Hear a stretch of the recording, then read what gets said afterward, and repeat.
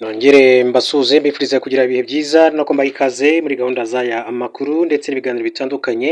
Ubutabera bw'Ubufaransa bwahagaritse iperereza bwakoraga kuri Agathe Kanziga, umugore wahoze ari perezida w'u Rwanda Juvenal Habyarimana, ku ruhare rwe muri jenoside yakorewe Abatutsi. Itsinda ryakoraga iperereza ku byaha ashinjwa birimo n'ibyibasiye ikiremwamuntu mu ishami ry'urukiko rw'akarere ka Paris ryafashe umwanzuro wo gufunga dosiye y'iperereza hari kuri uyu mugore. N'umwanzuro kandi wafashwe ari ku munsi wo kuwa gatanu. Uyu mwanzuro ushobora kuzavamo ko mu mezi make ari imbere bizatangazwa ko iperereza kuri Kanziga ryafunzwe burundu. Gusa urwego rushinzwe kurwanya ibyaha by'iterabwoba mu bushinjacyaha bw'Ubufaransa penate muri Nzeri umwaka ushize rwari rwasabye urukiko rw'ubujurire rwa Paris kuburanisha Kanziga ku byaha by'umugambi wo gukora jenoside. Kuwa gatatu w'icyumweru nibwo biteganyijwe ko hazigwa kuri icyo kibazo ariko bikorwe mu muhezo. Kuwa gatanu bumwe mu busabe bwari bwatanzwe na Pinate bwateshwa agaciro, aho abakora iperereza bavuze ko nta bimenyetso bigaragaza umugambi wa jenoside cyangwa se bigaragaza ko Kanziga yaba yaremeye ibyo gukora jenoside. Abacamanza bigaga kuri dosiye bavuze ko mu gihe ibyo bihuha byakomeza gusakara bitakoreshwa nta kimenyetso. Bongeraho ko n'ubuhamya bwagiye butangwa bugaragaramo ukwivuguruza n'ibinyoma. Muri Nzeri abacamanza bari bumvise Kanziga hamwe n'abatangabuhamya ariko banga kugira undi mwanzuro bafata, bitwaje ko ngo igihe gisabwa kugira ngo bagire icyo bakora cyamaze kurenga. Ku bakora iperereza ngo Kanziga nta kimenyetso kigaragaza ko ari umuntu wagize uruhare muri jenoside, ahubwo ngo ni umuntu wagizweho ingaruka n'ibitero by'iterabwoba, kandi ko bigoye kugaragaza isano iri hagati y'ubwicanyi bwakozwe mu minsi ya mbere na bamwe mu bari abarinzi ba perezida Habyarimana n'itegeko bivuga ko we ubwe yatanze mu kubukora. Ubuhamya butandukanye bwari baturanye na Kanziga buvuga ko nyuma y'ihanurwa ry'indege ya Habyarimana, Kanziga we ubwe yatanze itegeko ku bari abarinzi b'umugabo we bari mu rugo rwo kwica abatutsi bari hafi aho ngaho. Abacamanza bavuze ko nta hantu na hamwe hari imbwirwaruhame ya Kanziga ihembera urwango cyangwa se ihamagara jenoside, ndetse nta buhamya buhari bumushinja gukora lisite y'abatutsi bagombaga kwicwa, ndetse ko ngo nta n'ikimenyetso na kimwe gihari kigaragaza ko yaba yaragize uruhare mu icengezamatwara ryanyuraga kuri RTRM cyangwa se ngo abe yarayiteye inkunga.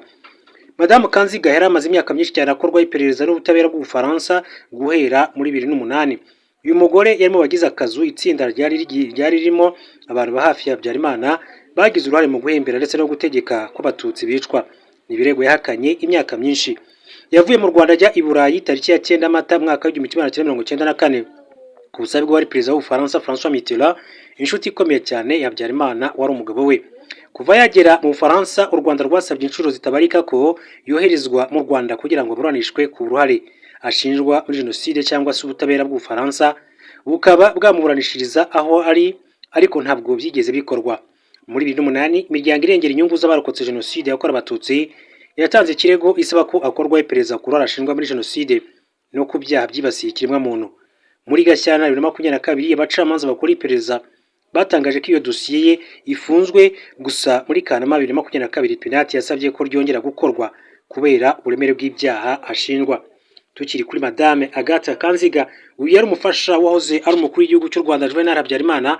Urwego rushinzwe kurwanya ibyaha by'iterabwoba mu bushinjacyaha bw'Ubufaransa penate rwatangaje ko rwamaze gutanga ubujurire ku cyemezo giherutse gufatwa n'umucamanza ku rwego rw'iperereza rw'Ubufaransa watangaje ko buhagaritse iperereza ku ruhare rwa Agathe Kanziga muri jenoside yakorewe Abatutsi muri Mata umwaka w'1994. Umucamanza w'Umufaransa yaretse gutangaza ko ahagaritse gukora iperereza kuri Agathe Kanziga wahoze ari umugore wa perezida Juvenal Habyarimana. Icyo gihe yavuze ko impamvu yo guhagarika iperereza ari uko nta bimenyetso simusiga yabonye byatuma hatangwa ikirego.